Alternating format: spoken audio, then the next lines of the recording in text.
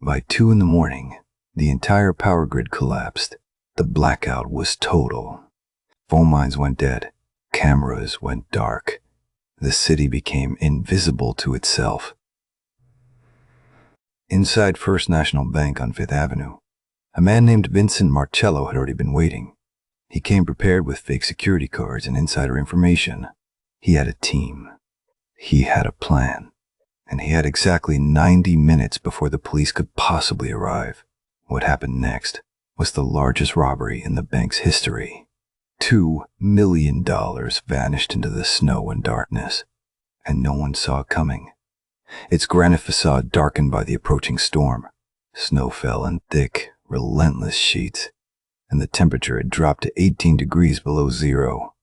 Inside, the building hummed with the quiet efficiency of closing procedures. Most employees had left hours ago, but a few remained. Marcus Webb wiped condensation from the security office window. He had worked nights at the bank for 7 years and prided himself on knowing every corner of the place. The storm was the worst he could remember. Outside, the city looked abandoned, almost post-apocalyptic. Snowdrifts climbed halfway up parked cars. The street was empty except for the occasional taxi crawling through the white silence. In the main banking floor, Sarah Chen locked the teller cages with methodical precision. She was the assistant manager on duty and wanted everything perfect before she left. The vault door stood open behind her, waiting for the final count to be completed. Money waited in neat stacks, hundreds of thousands of dollars. A normal Tuesday night in a bank that processed millions. The cleaning crew worked in the basement, their mops echoing through empty corridors. 4 of them, all regular employees, moving through the darkness of the lower level. They noticed nothing unusual. In his office on the 14th floor, Richard Falcone reviewed security footage on monitors. He was head of security for the bank and meticulous about his work.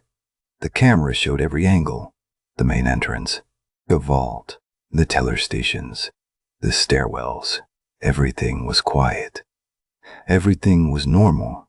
He decided to take his usual break, leaving the security office momentum to grab coffee from the break room. That was when the first person entered the building. He came through the side entrance on 44th Street, the one that connected to the underground parking garage. His name was Vincent Marcello, and he was not an employee. He wore a dark coat heavy with snow. His gloves were leather. His shoes were wet. He moved with the confidence of someone who had studied the building's blueprints for months. Vincent knew that the side entrance had a security camera, but he also knew that Richard Falcone had just left the security office. He had friends who worked in the city. One of them knew a custodian. That custodian knew the guard's routine, the 7-minute break. Every night, at exactly 9:45. Sometimes longer if the coffee was slow. Vincent had 6 minutes. He climbed the stairwell with practiced silence. 14 floors. His breath came steady and controlled. When he reached the security office, the door was locked, but he had come prepared.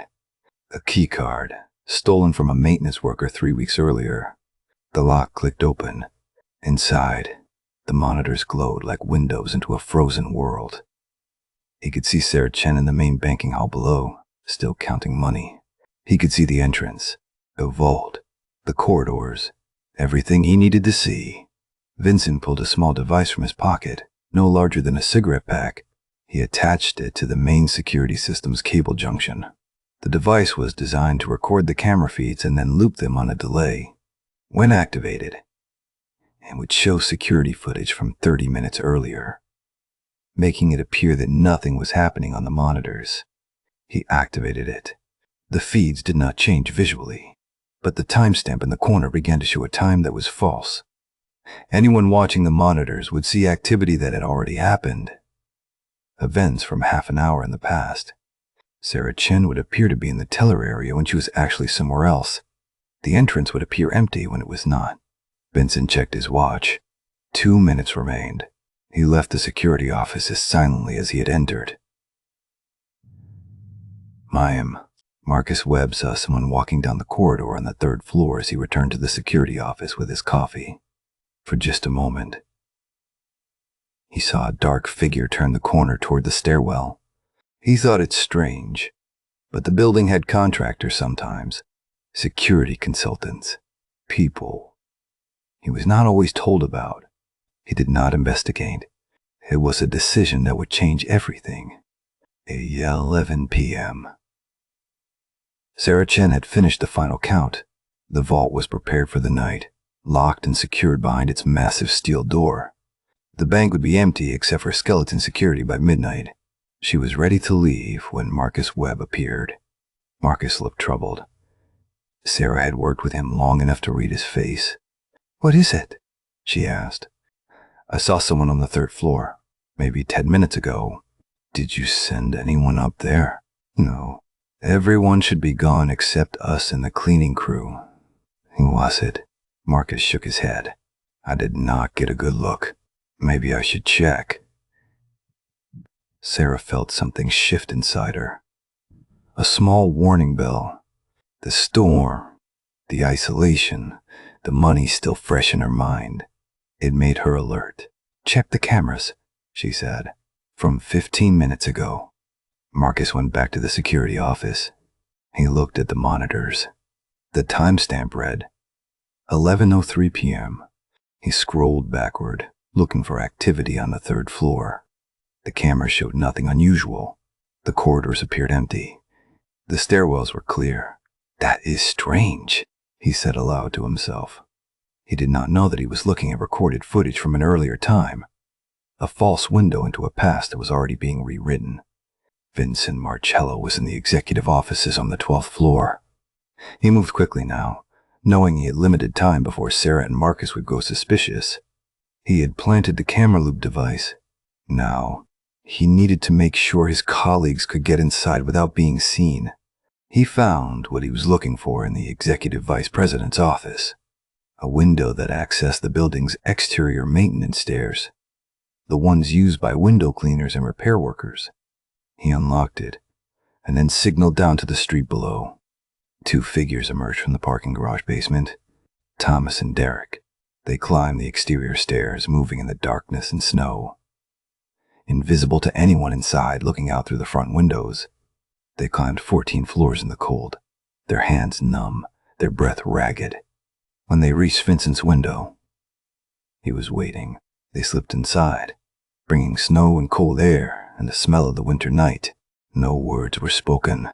They had done this before. Not this exact job, but similar ones. They were professionals, or at least they thought they were. Vincent showed them the way to the vault. 4 people were now inside the bank who should not have been. And on the security office monitors, everything appeared normal. Midnight! Richard Falcone returned to the security office. He sat in his chair and studied the monitors. Everything looked quiet. The bank was in its final stages of closure. Fewer people now. Just the essential staff and the cleaning crew in the basement. He noticed that the timestamp seemed slightly off on one of the feeds. Just a blink, a moment where the image seemed to stutter. He rubbed his eyes. The storm had made him tired. The stress of keeping everything secure in a blackout warning had worn him down. The weather service said the storm might cause power disruptions after 2 a.m. Richard made a note to ensure all backup systems were functional. The bank's emergency generator could maintain the security system for 48 hours if the power failed. This was important. A blackout could not stop the security measures. He did not realize that the blackout would be the least of his problems. Sarah Chen was in the main office, beginning to prepare her final reports before leaving. She wanted to go home. The storm outside had worsened, and she needed to get out before conditions became impossible. She packed her briefcase and called Marcus to let him know she was heading out. "You should go too," she said. "This weather is dangerous. Once the cleaning crew leaves, I will check everything and lock up. An hour at most." "Okay. Drive safe." Sarah took the elevator down to the main entrance. She pushed through the heavy glass doors and stepped into the winter night. The cold hit her like a wall. The snow was piling up faster now, the wind whipping it into drifts that climbed up the building's lower facade. The street was completely empty. It was a city that had withdrawn into itself, hiding from the storm. She hailed a taxi that appeared like a ghost from the white darkness. Within minutes, she was gone, leaving the bank behind. In the basement, the cleaning crew finished their work. They were tired and cold despite the building's heating system. The basement was always cold, always dark despite the lights. One of them, a woman named Maria, mentioned that she had seen an unfamiliar face earlier. "Where?" asked another worker. "A man named Frank, near the back stairs. I thought it was someone from maintenance, but I have not seen him since. Probably left already. Everyone wants to get home before this gets worse."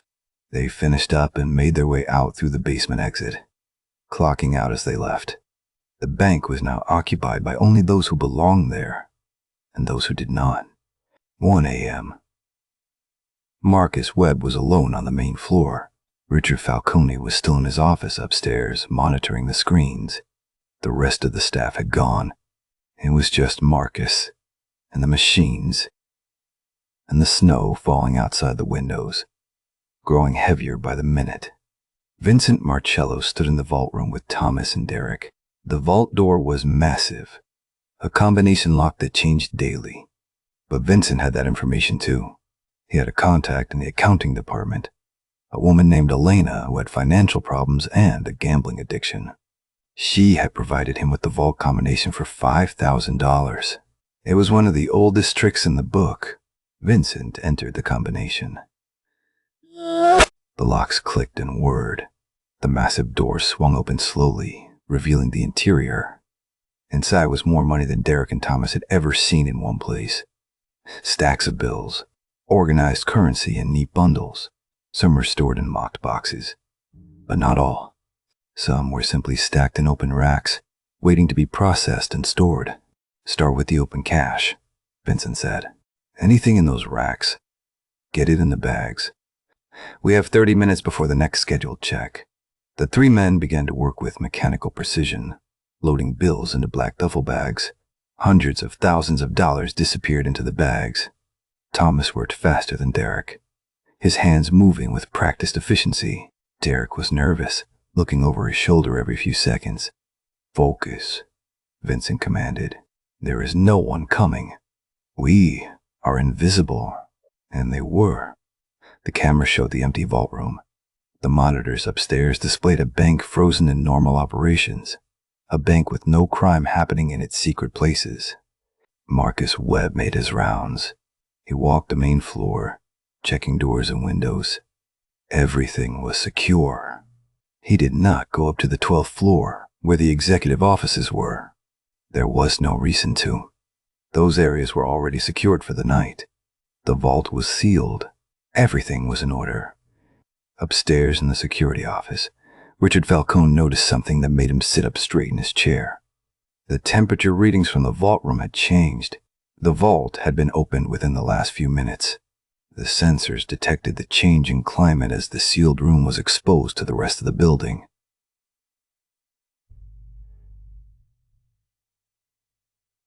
Richard's hand moved to the phone. He pressed the internal extension for Marcus Webb.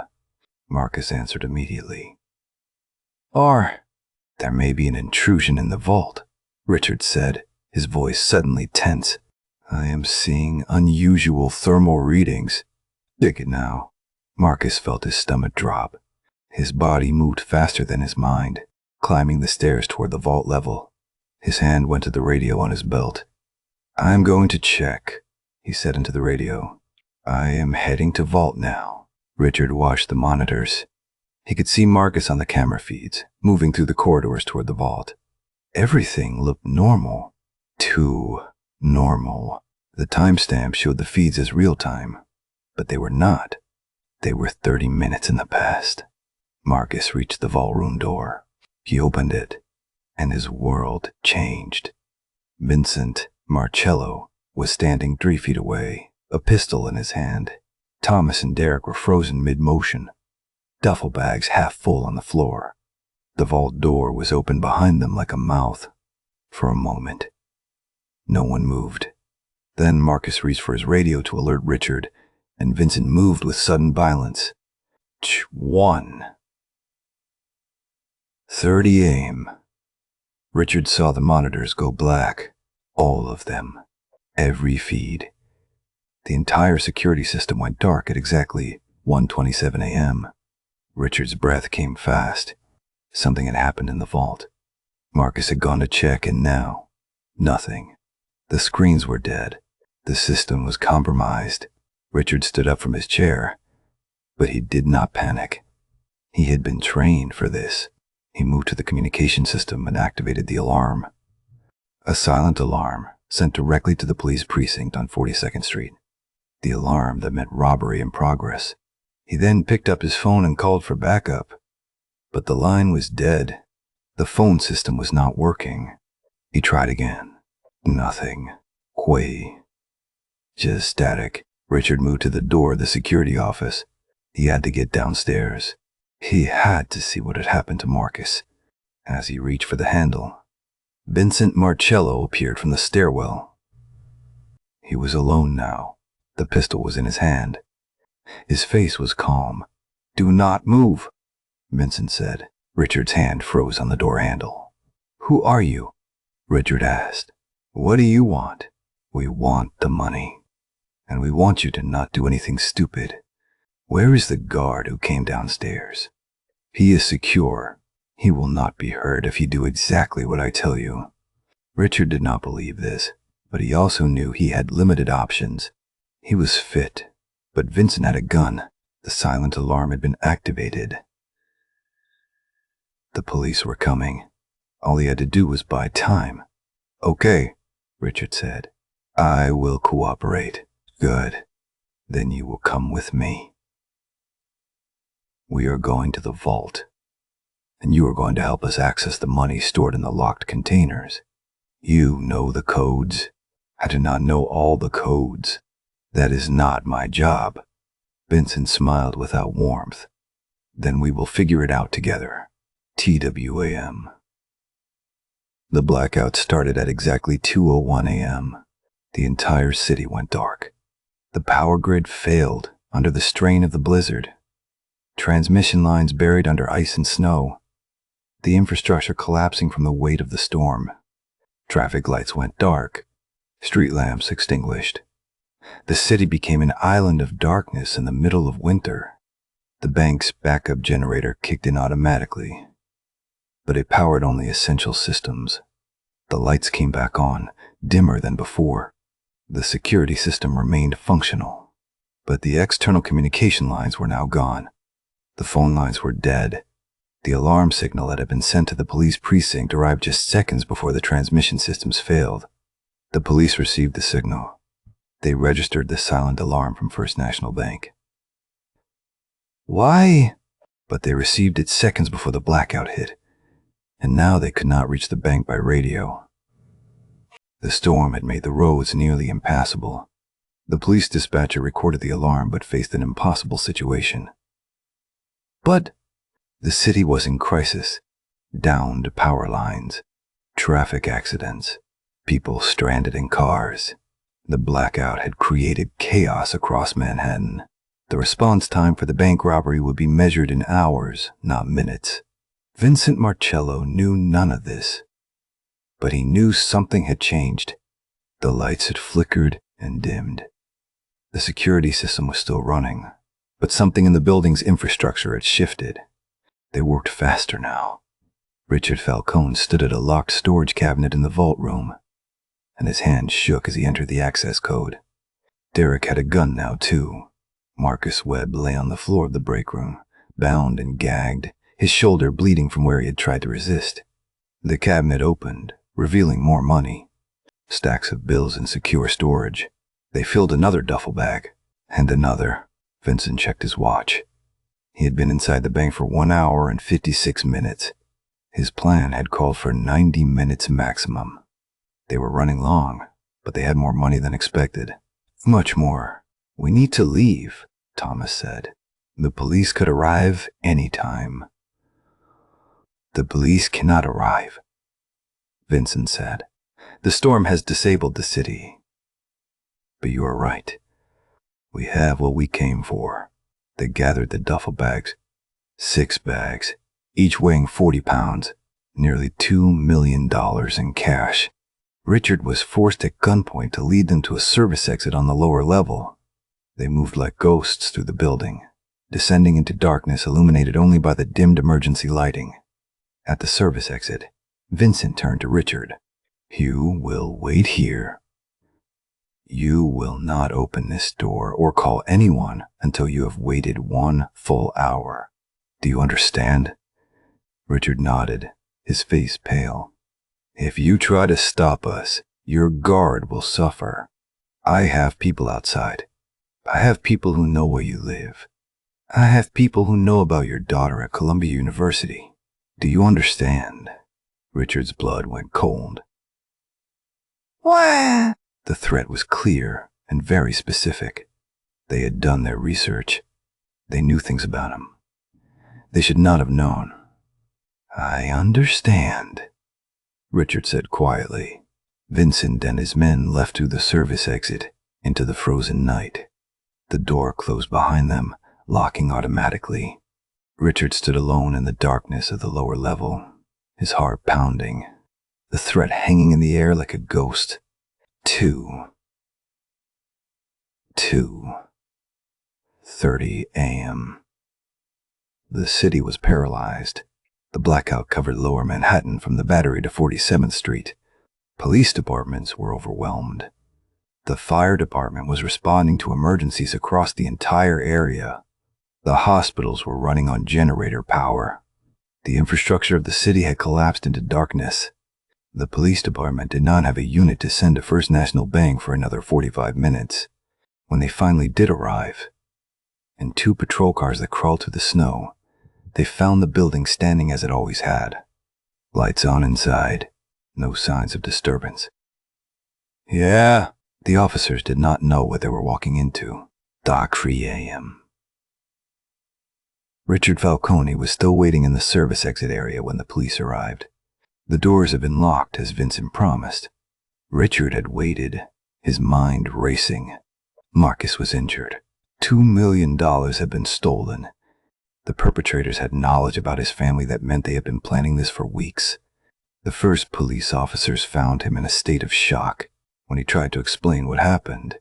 They did not immediately believe him. It seemed impossible. A robbery during a blackout. Perpetrator of new security procedures and vault combinations. A crime so well planned that it seemed almost impossible. But as they moved through the bank and found Marcus Webb bound and injured in the break room, and as they opened the vault and saw the missing money, the reality became clear. First National Bank had been robbed, cleanly and efficiently, by professionals. The police called it in. Within an hour, detectives arrived. The FBI was notified. The case was classified as a major felony with potential organized crime connections. By 4 a.m., the bank had been sealed as a crime scene. 4 a.m. The blackout continued. The power remained off across lower Manhattan. The police moved through the bank with flashlights, documenting everything, collecting evidence. Fingerprints would be taken. Security footage would be reviewed. But the security footage would tell a strange and incomplete story. It would show the bank's normal operations. It would show Sarah Chen leaving.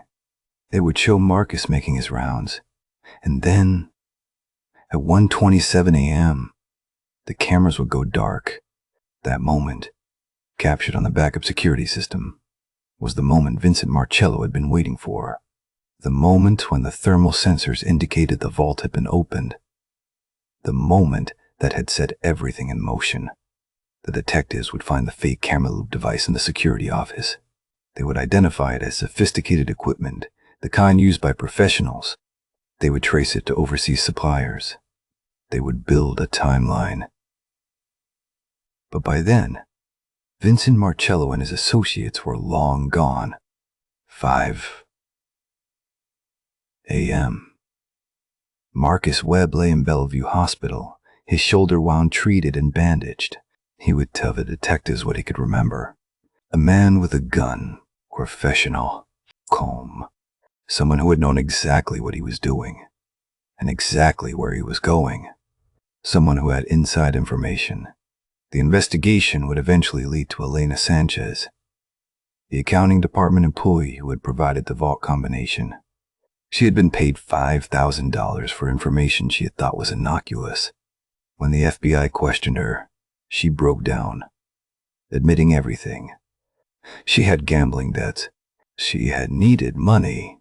She had not believed anyone would actually rob the bank. The investigation would continue for months. But on that morning of December 11th, 1992, as the blackout slowly began to lift and power was restored to the city, the robbery remained unsolved. $2 million in cash had vanished into the snow and darkness of the New York winter. Vincent Marcello and his team had escaped. The aftermath. By 6 a.m., the power was restored to much of the city. The bank's phones came back to life. News of the robbery began to spread through the financial district. By 7 a.m., it was on the radio. By 8 a.m., it was on television. First National Bank of Manhattan had experienced the largest robbery in its history, carried out during the worst blackout the city had seen in a decade. The thieves had used the storm and the chaos as cover. They had planned meticulously. They had had inside information, and they had executed perfectly. The police would work the case for years. Some of the money would eventually be recovered. Some of the perpetrators would eventually be caught.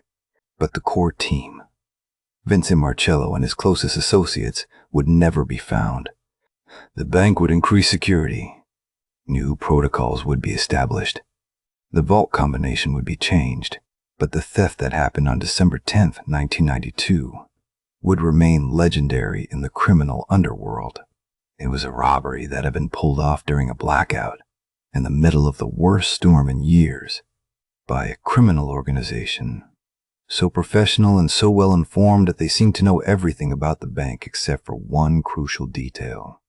They did not know that Richard Falcone would not only survive the ordeal, but would spend the next 30 years hunting them down, using the threat to his daughter as motivation. Some crimes come with consequences that extend far beyond the initial theft.